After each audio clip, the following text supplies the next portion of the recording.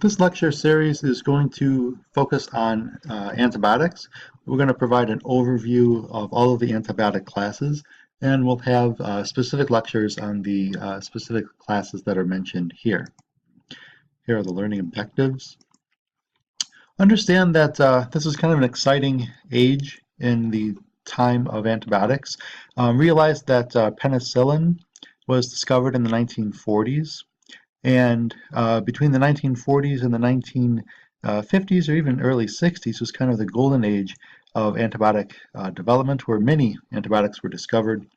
Of course, also during this time we can see the incidence of antibiotic resistance forming, and new antibiotics that are basically more engineered versions of their grandparents, basically to overcome some of this antibiotic resistance mechanisms.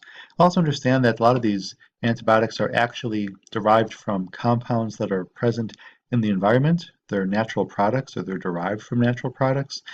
So from a chemistry perspective and from a drug discovery perspective, there's a very interesting story behind that. And I won't go into too much detail here, but further discussion of that would be interesting story. Understand too that when we define antibiotics, we can use some of these words interchangeably. Antimicrobial is really just any agent, any drug or chemical that inhibits the growth and development of microorganisms. So that could be fungi, bacteria, virus, protozoas, and so forth. Sometimes you'll also see these compounds referred to as chemotherapy, although typically when we talk about chemotherapy, we usually think of cancer, but these drugs are actually very similar to cancer chemotherapeutic drugs, which you'll soon find out. Other things to note is that antibiotics are organic. They are organic molecules. They're made by nature, or at least many of the products that we give these patients are derivatives of natural products. So patients who want, only natural compounds or herbal supplements and so forth would be pleasantly surprised to find out the bulk of the antibiotics that they're given do exist in nature as such. And then also, antibiotics are substances that various species of bacteria actually produce against other species of bacteria. And so these actually kind of became the forerunner to many common antibiotics. Streptomyces bacteria produce the antibiotic streptomycin and a few others, and that we're basically capitalizing on the warfare that exists in nature between dueling bacterial species for an environmental niche. One key concept to remember about antibiotics is that, of course, the goal is to inhibit bacterial cell growth, and so we want a drug that's specific to the bacteria. We don't really want to affect the host cell. And so some of the more potent antibiotics that are out there do indeed alter eukaryotic cell physiology, and those antibiotics, of course, have become chemotherapy and have become synonymous with cancer chemotherapy. The antibiotics that we talk about when we typically view drugs that are antimicrobial, specifically antibacterial, these are the ones that are more specific for bacterial physiology and typically don't affect mammalian or eukaryotic physiology at all. One thing I do want to point out is that there's a concept that's really important, and this is a mathematical concept called the Goldie-Coleman hypothesis, and graphically it's depicted here. And basically what this says is that mathematically there's a group of bacteria in any given population that are inherently sensitive and inherently resistant to any antibiotic that's given.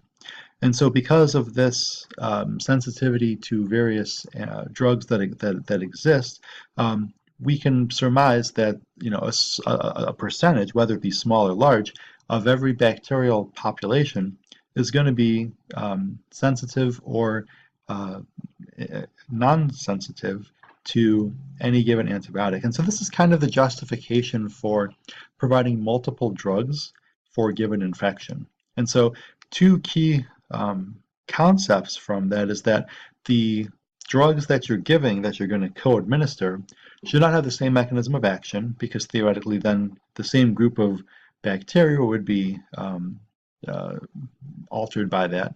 And then the other thing is that the drugs should have non-overlapping toxicities. And so if you can imagine each of these circles representing a drug, if the the blue drug, for example, had a side effect profile of GI upset, and the other drugs also with the same profile, well, if you gave all these drugs together, the patient would have really, really bad nausea and vomiting. And so kind of when we're looking at drug-drug combinations, we're looking at providing combinations of drugs that have different mechanisms of action, but also have non-overlapping toxicities. And that's kind of like the key fundamental approach to combining drugs. And so that strategy exists in antibiotic regimens where you're treating a bacterial infection, but you could also say that that same kind of approach would exist in cancer chemotherapy, where you're providing multiple chemotherapeutic drugs to fight specific types of tumor cell subsets. Okay, and so this concept is really kind of specific for these two disease states, bacterial infections and cancer chemotherapy treatment regimens, but it also kind of justifies combining multiple drugs in a given patient. You just don't want to have the same side effect profile, and you want to provide different drugs that have different mechanisms of action to increase your chances of providing some type of therapeutic benefit, whatever benefit that might be. And so how does one go about selecting one of the many antibiotics that exist out there?